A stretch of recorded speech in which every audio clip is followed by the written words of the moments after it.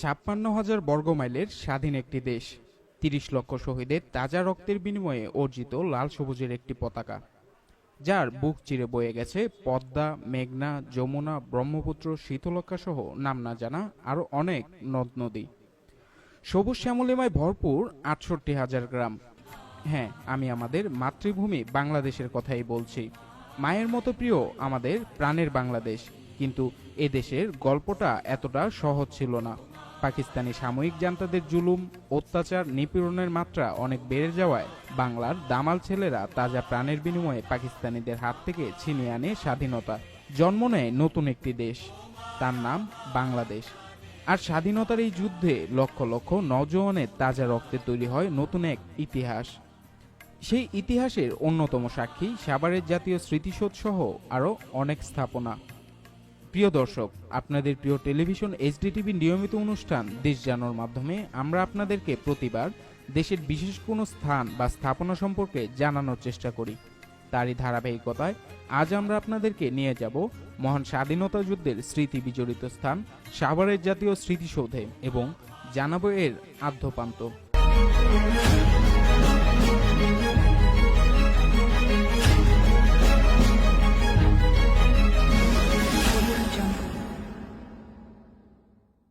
বাংলাদেশের স্বাধীনতা যুদ্ধের মহান শহীদদের অসামান্য ত্যাগ ও সাহসিকতার স্মৃতি হিসেবে দাঁড়িয়ে আছে সৌধটি।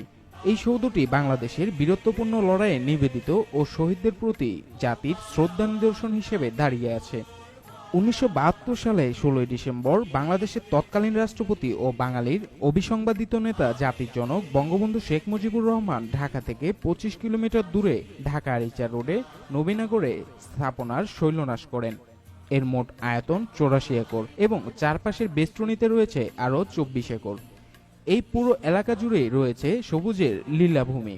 নৈর্গাসিক এই সৌন্দর্য উপভোগ করার জন্য সারা বছর প্রায় সবসময় এখানে ভিড় করে দেশি বিদেশি পর্যটকেরা।